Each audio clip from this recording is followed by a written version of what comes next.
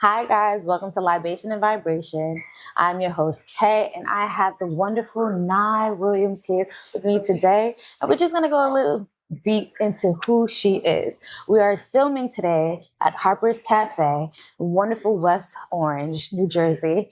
And this is our libation for the day. So let's get into it. So, Nye. Yes. What got you started? You are a health wellness baddie, like in the industry. Thank you. What got you started? All right. So I need to go all the way back to high school. Okay. I was a teenage mom. I did not have the support I believe I needed growing up. And that meant that my pregnancy felt lonely. Gotcha. There was a lot of things that I experienced in a pregnancy where I felt like, damn, I'm not getting any support, right? There's people around me, but there's no one speaking to me. So I graduated high school. I graduated early. And I said, all right, so what can I do to make sure that I'm around medicine where there may be another teenager who feel like she is not being supported? I can do my own little thing to support her. So I became a medical assistant. I worked my way up to become an LPN. Wow. And everything that I did was in gynecology. Everything was in obstetrics. Everything had me close to the young girls in my community, right? But then I was like, okay, I don't think I'm doing enough. So then I started a nonprofit when I was 23 because I felt like, all right, so how can I approach these teenagers before they get pregnant, right? What is the preventive care? Right. So I started this nonprofit. It was focused on performing arts. That is my background. I sung, I danced, I traveled the world doing that.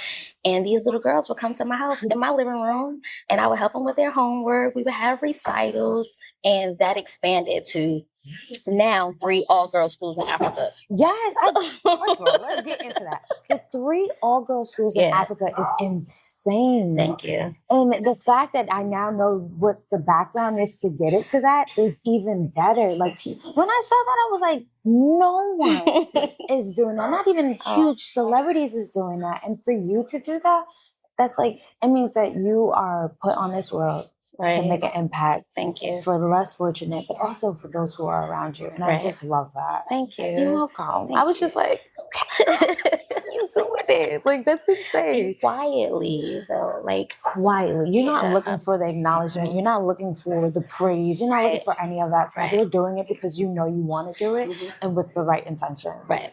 For sure. There is no one in this world like that. But like I appreciate you. I'm just saying.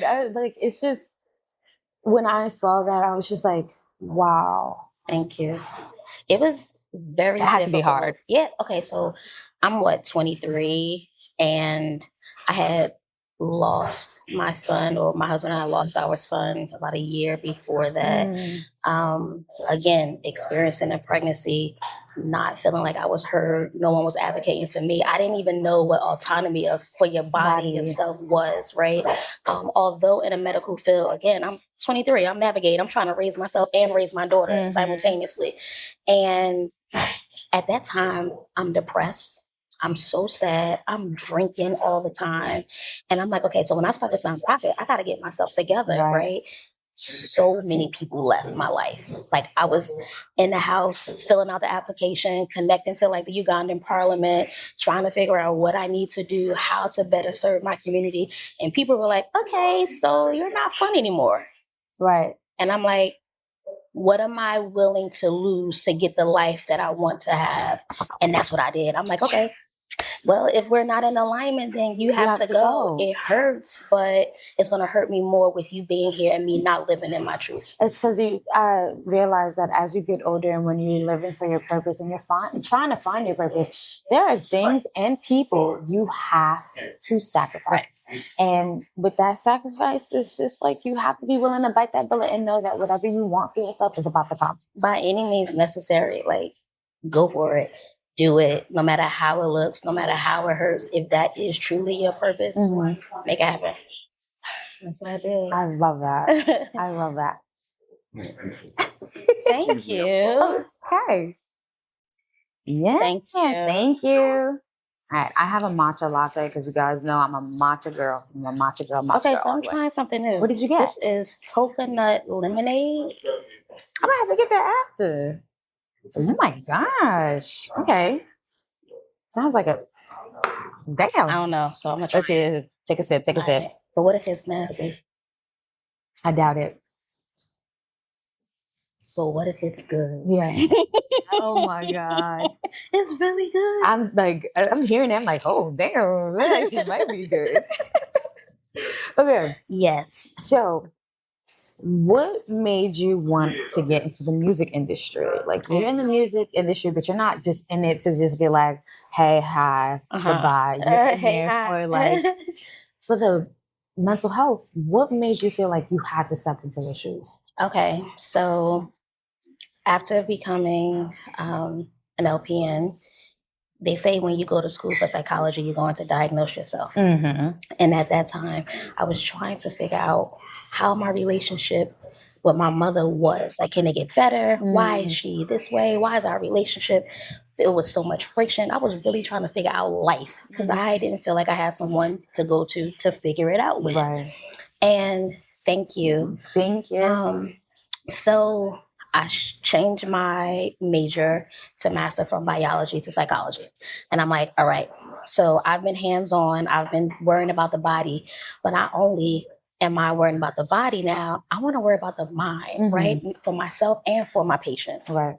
So I went into mental health and I started like writing books for myself. I started journaling, I started releasing books, and I started to see how just living in your truth and actually tapping into healing was helping the women that look like me. Right. I've always been a performer, right? I went to Arts High. That's where I met my husband, right? So singing and dancing was always a thing, but I was always on, what's the best way to say it? I was always on go. Go time. I was a teenage mom. It was like, how can I make money, right? Like, forget the arts. Like, I have to make sure our bills are paid. Right. So it separated me from what I truly loved. And as I got older and I started healing more, and I'm like, what about meshing the two together? How about bringing what I've learned in mental health to the world of performing arts? And it wasn't many people doing it, right? It's still not many people doing it because mental health is still taboo. Yeah. But what about for the creators, for the artists? They are trying to not only create for themselves to release, but they're creating for a massive amount of people who dictate whether or not it's good. It takes a toll. It takes a lot. So I'm like, you know what? This is it. I think this is what I'm going to do. And to my surprise, a lot of people grabbed onto it and was like, hey, Nye, I don't normally talk about, what I'm feeling. I don't normally talk about how I feel before my shows or what I'm feeling during writing camp, right? What I'm feeling to inspire me to write this music. So I'm open. Do you mind speaking to me? And it's just like, all right, I'm talking to everybody. It's like, I'm gonna just let you spill it. Right. You're a safe space. Right. That's amazing.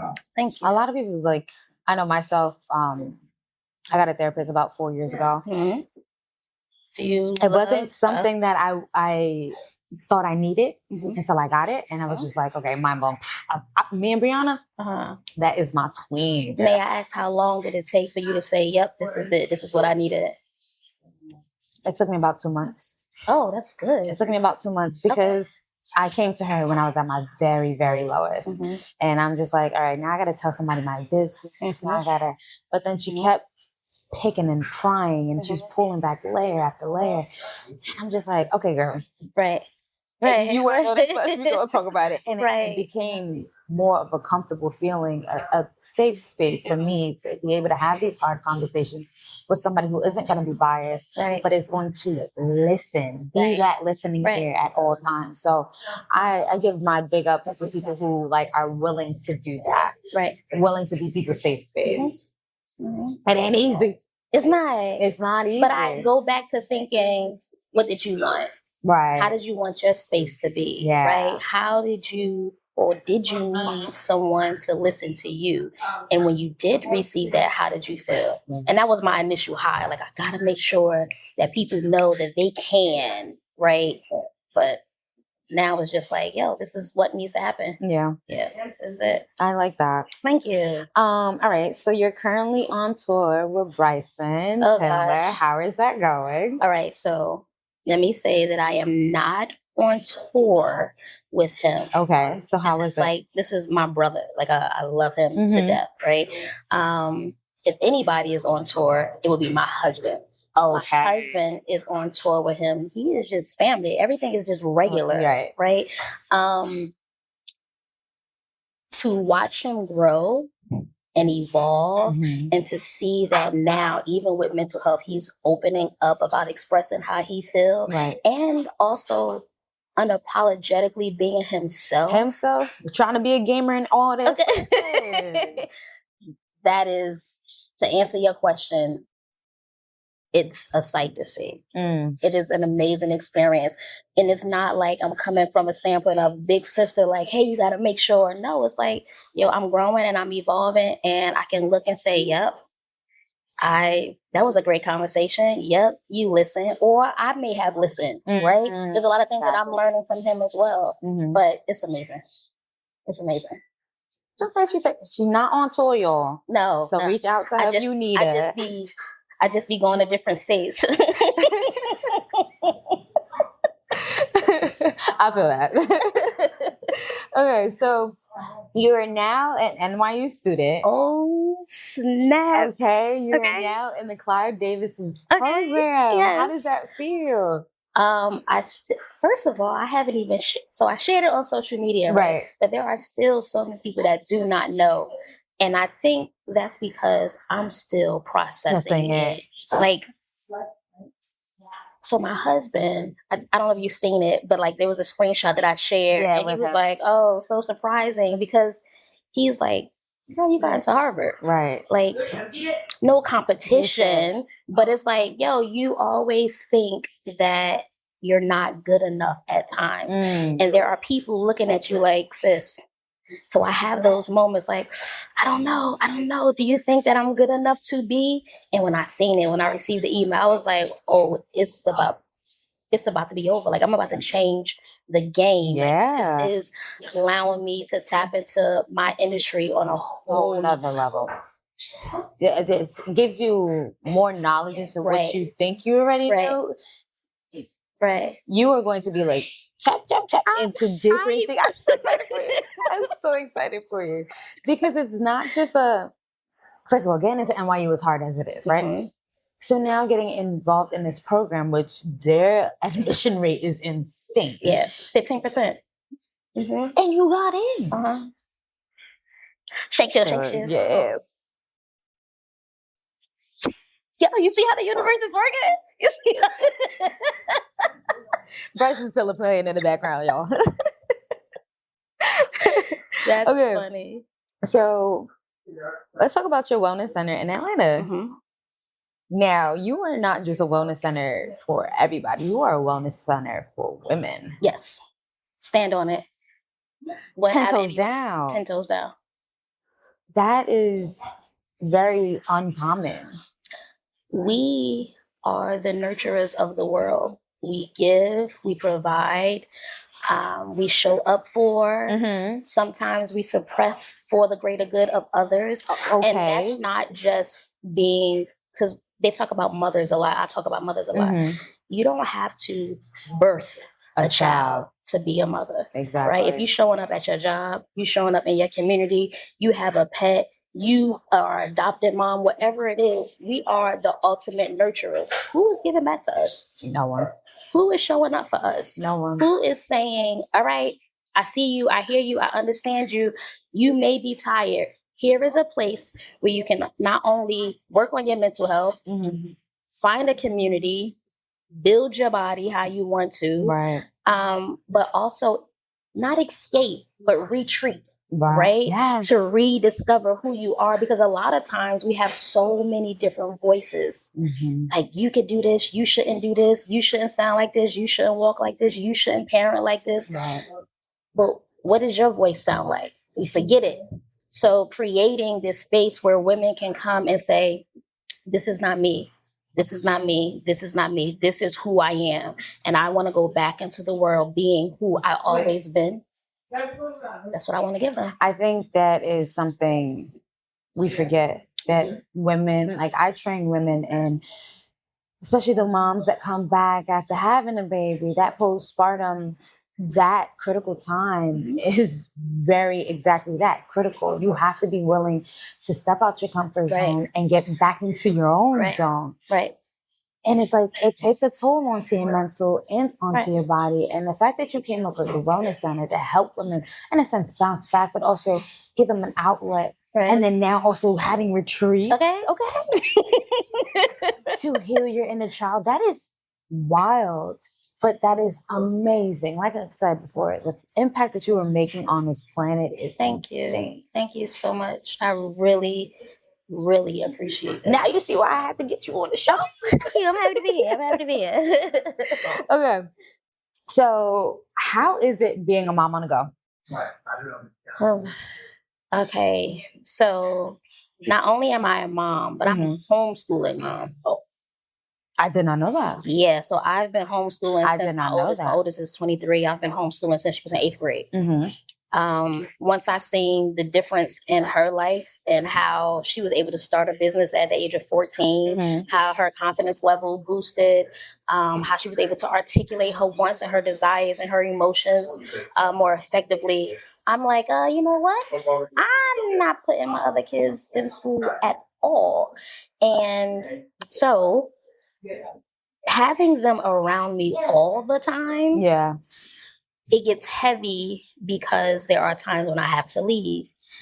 But I've been able to raise such amazing beings to the point where they don't feel like they're losing mom when I go.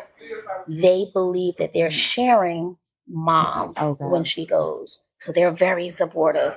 I think it's really me that have a problem, like, I'm leaving my babies. Yeah, that's probably it. That means you're just raising good kids. I'm kids with manners, kids like generous, like I'm telling you, and I'm not saying this because I know moms like, my baby's so pretty. Look, these are my kids. Like, they are really good.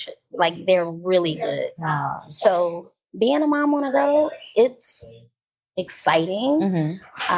It can be exhilarating at times. Sometimes it can be super emotional, but it all comes with it, because if I only had it one way where there was no balance of pro or con, how can I continue to show up? Gotcha. How can I continue to be me and guide how I guide? I'm not coming from one standpoint. Everything is amazing. Everything is perfect. Right. Like, no, this was rough this month, but all in all, I love it. I love it. I like they come with me. I was gonna say, sometimes your kids are with you and like they get to explore the world with you and see how the industry works, but see how like people treat you. Because I'm a firm believer that what your kids watch and what they see that goes against you or for you will mimic in their lives. Right. That's so good. Yeah. No, like there are photos where, like, when I first started having workshops where my children are either crawling on the floor, I'm holding them, like nursing, like they were with me through and through. Wow. Yeah. Them kids gonna have it. Their own TED Talks. Okay. As a mom with a young lady, how do you teach your daughter to deal with insecurities? Because your daughter is beautiful. She's getting on stage. She's being herself. She's obviously being your child. How do you teach her not to be insecure, or how to deal with the insecurities or bullying? All right. So I have 2 daughters. My oldest is 23 and my youngest daughter is 14. Spanned 2 different levels of security or insecurity, right?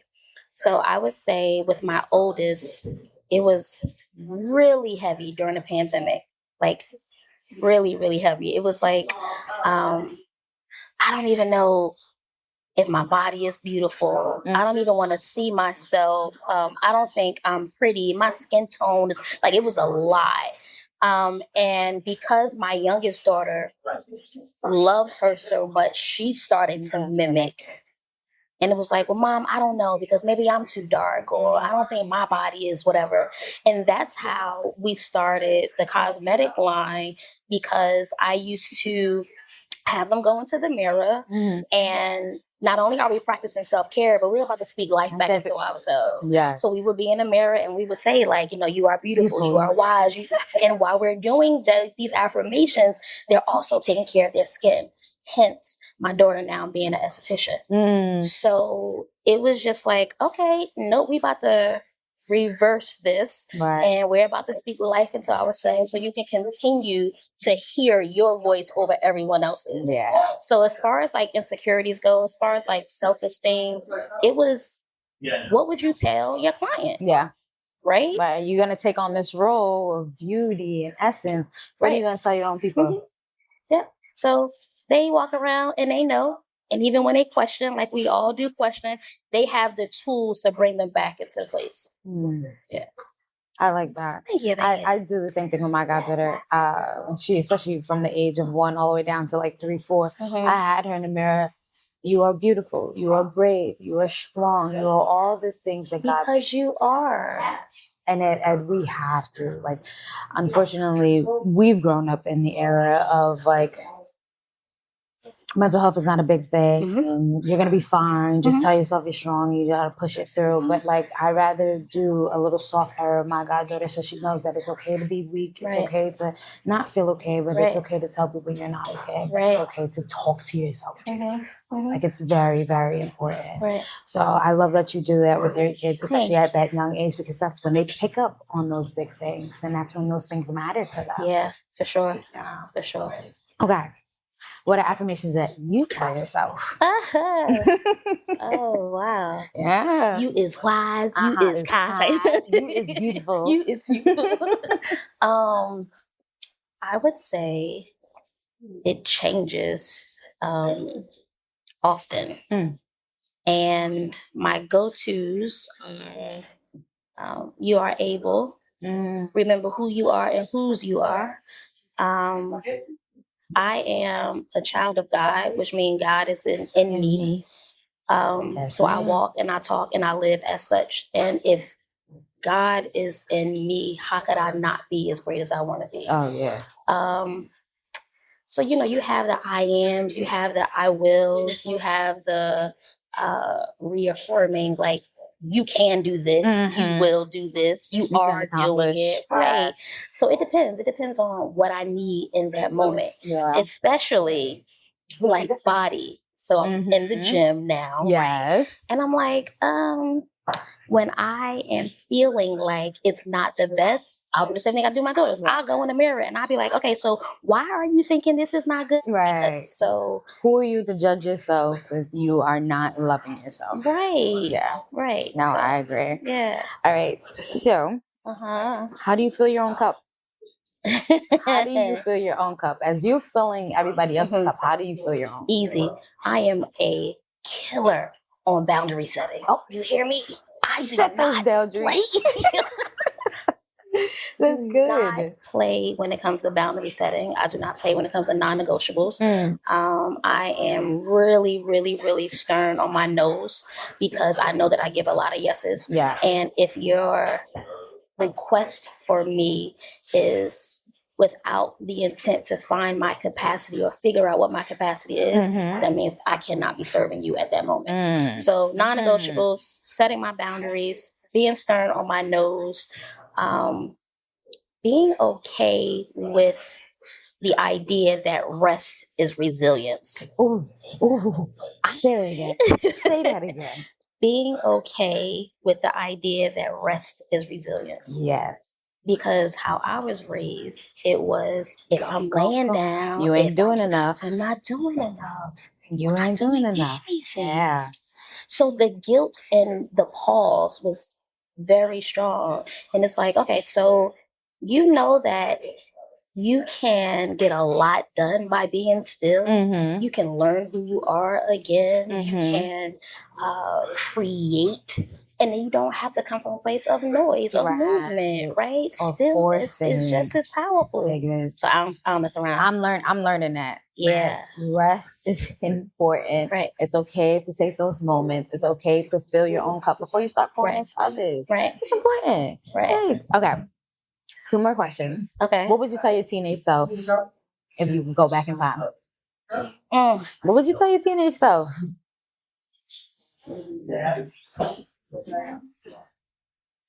This is a question that gets everybody. You know, I've gotten asked this question a lot. And I've had answers in different stages of my life, right? Yes. So now, what would I tell my teenage self?